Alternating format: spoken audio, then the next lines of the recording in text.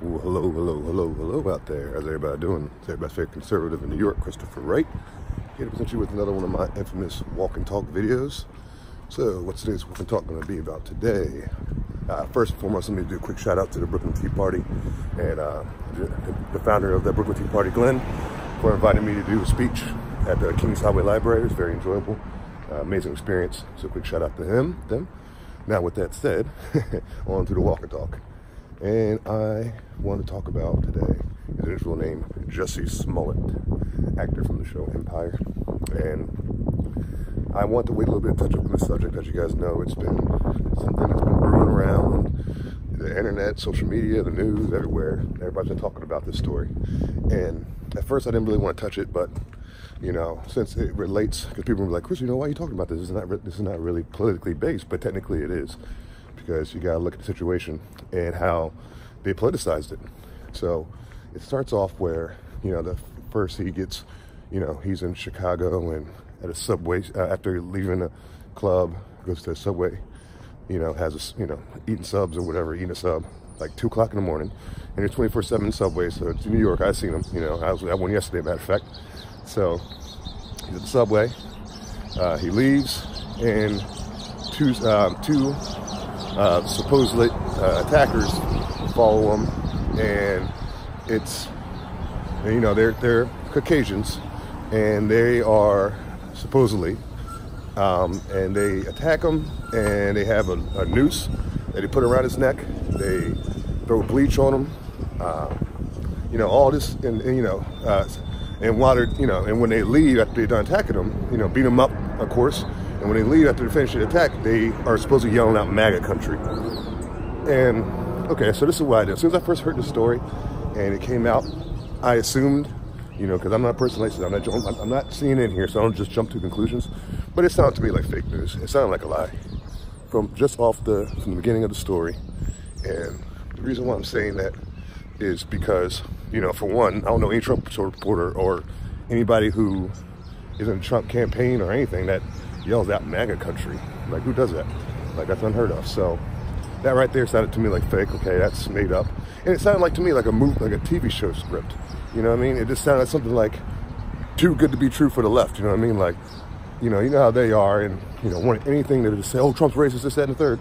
Like, it was just like some like a racist like dream just served in a platter to them. Like, here you go. This is exactly what you guys are looking for. And the fact that it happened to an actor, and I'm like, come on. So he puts this report out, and instead of, you know, running to the hospital or running to a police station, he gets on his phone with his agent and talks to him and sees what he needs to do. And I'm like, who does that as well, man? Like, you get attacked, especially if you're, you know, a gay man, or you attack somebody because of your race or your gender or whatever. You're not going to call. I don't care if you know, even if you at a point in your career where you have some kind of agent for some reason, you're not going to call your agent right after it happens. You know, especially, you know, that late at night. Come on now, he's going to go right to professionals, get help. You know, and that's just something, you know, something fishy about that. And when he, you know, tells the police, you know, he makes the police report, and then you see him switching it a little bit here, switching a little bit there. So every time he's talking, he's saying something different.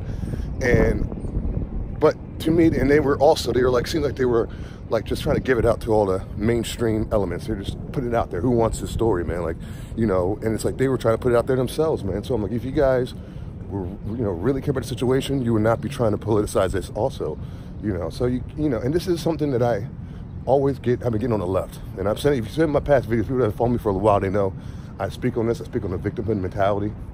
And I speak on it because this is what it breeds, is stuff like this. This is a fake hate crime. This is what it is. Let's be honest here. It's a fake hate crime. And, you know, to me, it's not the first one that celebrities have done. And it's not the first ones citizens of the country have done. You remember when Trump just got elected, they had all these stories of swastikas getting painted on people's doors and their houses. And LeBron James, remember that? You know, and it's just, and a lot of other celebrities as well, kind of complaints. And, you know, just regular citizens complain about, you know, oh, somebody, you know, put a swastika, or I hate black people on a church or something like that. And then every time they freaking did the research with every single one of the stories, every time they came to a conclusion, when they found like, okay, evidence and who did what, it was usually a minority person who's doing it. The minority person who made the call in to say that this happened, as a matter of fact. So they're doing this because in 2019, people are playing victim so much. They want things to be so, for some reason, to be so bad so much that they got to make stuff up, man. Like back in my grandfather Macon, Georgia, back in the day, man, he had real stories of oppression he dealt with. And even back then, when I would talk with him, he didn't ever play victim. He would say, yeah, this happened to me back then, but then somebody, that was, a white person helped me out in this kind of way as well. So he did that for me to listen as a child, and he didn't tell me stories until I got older, by the way. And he didn't do that because he didn't want me playing victim at this point in life, at this stage in life.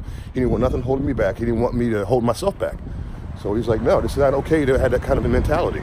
And you see that people in 2019 are like upset that that's not around anymore. Like this racism and oppression, like it was back then, is no longer around like that.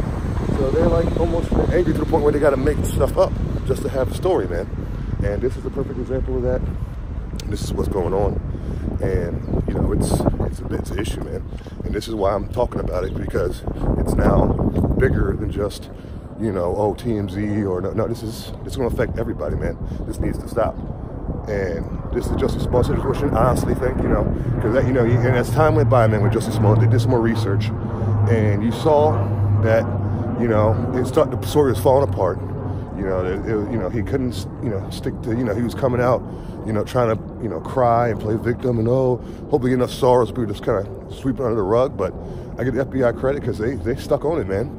And they, did all the video footage, and all the video footage they had no footage of these men attacking them. They had no footage of the men, period. They said two men walking down the street, and they were like, oh, that's possible attackers, but they don't show them actually attacking him. They show him walking, going like in like an alley area, then coming out with a noose around his neck and bleach thrown on him. And even when you see the bruises he had in the hospital, like you saw how they were like, any man who's been in a fight knows, like, I mean, that is not even, this bruises didn't look like he got in like a little, like, tough little fight at all. It looked like, what was that? It wasn't a fight. But you can tell by his bruises, man, like, so he didn't look like somebody who was under, fighting for his life from multiple assailants. He didn't look like that at all. So, like, the bruises didn't match, the story didn't match, his reaction afterwards didn't match.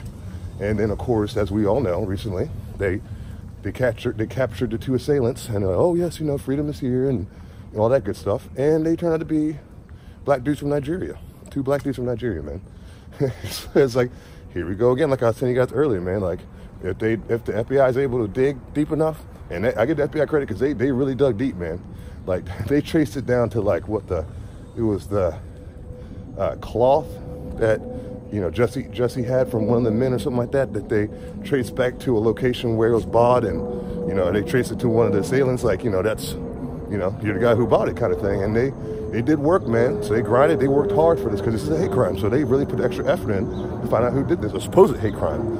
So they captured the two Nigerian guys, and as you see, they questioned them and immediately let them go. And now you see their lawyers coming out saying, like, hint, hint, like, they let them go because they didn't do it. They're not technically did anything wrong. They were, and then when they do more research, they find out that Jussie paid them off. And if you don't think it's politicized, man, look at how politicized this is. Because the people that ran with this story, look who ran with it after it was initially posted. You got Kamala Harris coming out saying, oh, this is a hate crime and this needs to stop. And you got Cory Booker, I'm Spartacus, coming out doing what he does. And it's saying things like, oh, we need an anti-lynching law now or something. Like, what are you talking about, Cory Booker? Like, this is 2019. I don't hear about anybody, no skin color, ethnicity getting lynched. But you're now talking about, oh, look at me, anti-lynch law. Because they wanted to be back like in the 1903, 1920s and stuff. They wanted to go back to that time, it seems like, the left does. So they have a story to tell, man. So the media was politicized. You had even Taraji P. Henson, the actress from Empire, that was on the show. And and that's another thing. These guys were gay, racist, men walking the streets. Why would they be doing that at 2 o'clock in the morning in Chicago, of all places? Come on, man. Y'all in that MAGA country, all this stuff is happening. If this was the case, it would have been, they would not have made it out of Chicago. I don't care what part of the neighborhood it was.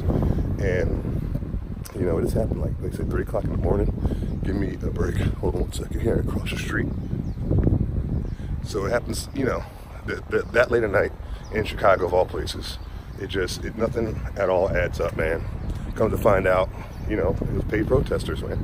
So this is the story in the moment. Let's say it's walk and talk. It's pretty much just this time for this is, you know, this victimhood mentality. I'm oppressed. You know, identity politics. You know, it's enough's enough already, man. Like, you know, America's doing great under our President Trump, man.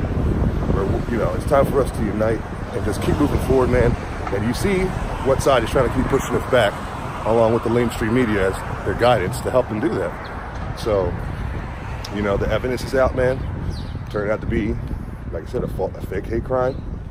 You know, I'm glad they at least let 2 gentlemen that, you know, they got paid off or whatever, they let them go because, you know, they're not criminals technically. I mean, the only criminal here is Jussie for lying to the FBI, lying to the police. So it's, you know, hopefully this is what happens. Hopefully he gets exposed. Hope they throw the book at him as much as they can for somebody who did such a silly crime like this. But hope he gets hit hard, and not because, you know, I'm not a fan of Jussie or whatever, because this needs to be done to show other celebrities and other just citizens of the country, stop wasting American people's tax dollars on your fake hate crimes. You know what I mean? Enough's enough. Like, you know, just live your life. We'll live our life. You don't need to be stopping our day to act like it's, you know, the 1800s are back and, oh, the evil white man's gonna come get us. Come on, no, not happening. You know, and it's like, the last thing I'm gonna look at is, like, look at this. I mean, look at the actress from Empire. That's what I was talking about earlier, Taraji P. Henson. You know, she had an incident where her son got pulled over. You can find the video on YouTube, and by a police officer, and claimed he was. She claimed after it was all said and done, when the son got home, she claimed that he was a, you know, the cop verbally abused him and threatened him, and all this crazy stuff happened, and the police officer almost lost his job. And finally came out, and this is right after they had a body cam, like they had to make cops wear a body cam. And I think that's helping out more cops than it's hurting, to be honest with you. So he released his body cam of what happened that day. And when he released the body cam, it shows him pulling over the son, talking to him, you know. And after talking to him, he said, you know, I pulled you over, young man said, yeah, I was speeding. You know, so the young man knew what he was doing wrong. It was like this big, you know, what's going on here? You know, he said he was speeding. And then the cop said he smelled marijuana in the car. And after he said that, you know what the procedure is after that, right? You know, they usually get the K9 out, you know, pull a young man out, search him, all that good stuff. But it was late, and the cop said, you know what, young man, just, you know, go about your way, man. You know, go home. Seemed like a nice kid because he was respectful. Give him that. And he let him go. So in Taraji P. Henson still tried to get the man fired. And for, like I said, a fake hate crime. You know, she defended Jussie when this all came out. So you want to see what's going on here, people, man? It's, again, this is victim mentality. And blacks are a lot of times glad to play, especially on the left, and politicize them or get some attention and votes. So that's today's Walk and Talk. Hope everybody enjoyed today's message. And, you know, how the routine goes. If you enjoyed the content, please remember to like the video and subscribe to my channel. And hit the little bell icon to be alerted to future videos. Thank you for taking the time out of your day to watch. Hope you guys enjoy your weekend. Good morning, everybody, or good evening, depending on what part of the world you're at. But like usual, God bless everybody out there. And of course, God bless America. Adios.